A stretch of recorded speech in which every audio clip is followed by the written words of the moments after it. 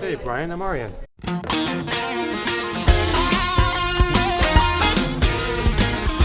Where did all of it begin for you in acting, in movies? Where? What was that spark? Something you watched on TV at home? Where did it all begin? My family and I were all immigrants from Iran, and my parents, when we came to the States, my parents would go to the library. And you know how the library back in the day, I'm probably sure the same right now. You had like free movies, DVDs. Yeah, absolutely. And you know, when you're a kid, you're watching the movies that your parents are putting on. And the films that my family loved were like Charlie Chaplin, do you know what I mean? Like Sound of Music, no joke, like Fiddler on the Roof. Yes. And we would watch those movies at home.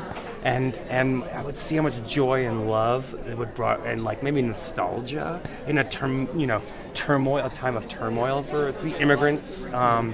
And I think I just like related that like maybe art can like help some of that trauma. And so I remember going into my room and pretending to like.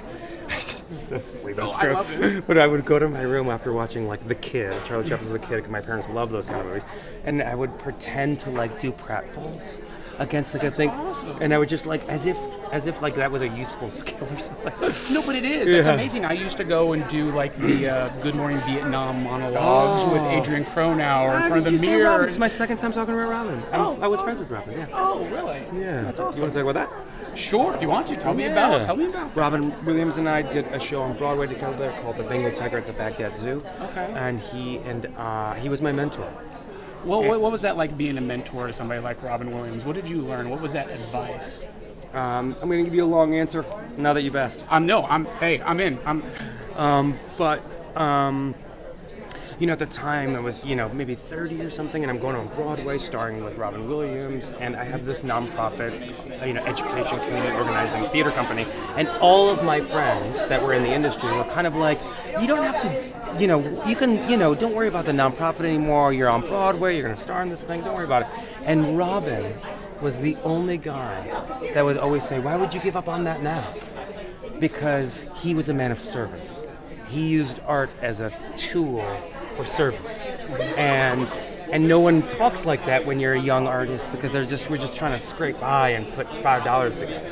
And so having Robin say that to me was really just kind of like key. And then, I would always call him for those kind of like moments of like, hey, I'm going to be working on this thing. He worked with veterans. My nonprofit Waterwell works with veterans, and he would just always like constantly talk about stuff like that. So that was the thing that I'll never forget. Like everyone else was like, you're on Broadway with Robin Williams, let it go. And he was like, why would you let it go now? No, I love that. I love hearing these stories about him, like even from like Spielberg's Schindler's List, where he would call and lighten up over phone calls to lighten the mood for in such situations. It just seems like that's amazing. His people, and he was a person that cared about people. Yes, he cared about people more than he cared about himself, and that's a gorgeous quality in a human being. No, I love that. That's amazing.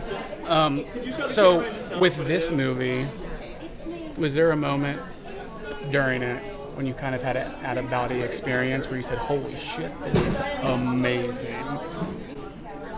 We shot, like, when you do a horror, you're shooting mostly overnights. Right. And so, like, fogs and mist and moons, and we're shooting in Budapest in the middle of nowhere. And this is, like, week 3, 2 of, like, overnights. And all of a sudden, you look, and they have, like, fake fog sometimes, but sometimes you don't need the fake fog because it was there. There was this one night, full moon, beaming down on us. I was like, are we making a movie, or is the movie making us? Like, what's happening here? Some shit's gonna happen. Some shit definitely does. It does. I love it.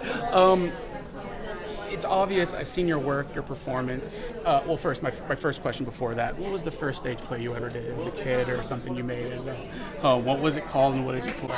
I don't remember what it was called, but in the 5th grade, I played the trainer for Santa Claus.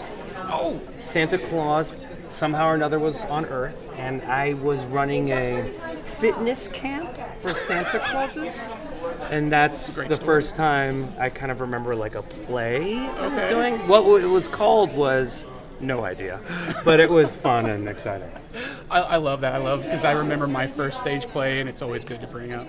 What's your first stage play? It was A Christmas Carol, of course. and I was Bob Cratchit. Oh, there you go. Yeah. It was really fun. You're a cinematic aficionado. I just know this just by talking with you. Are there any particular scenes in movies that have always stuck with you that have helped shape your creative life? God. Man, there's so many. I mean that, but one of the biggest ones is this incredible Iranian film called Close Up, and by the amazing Abbas Kiarostami.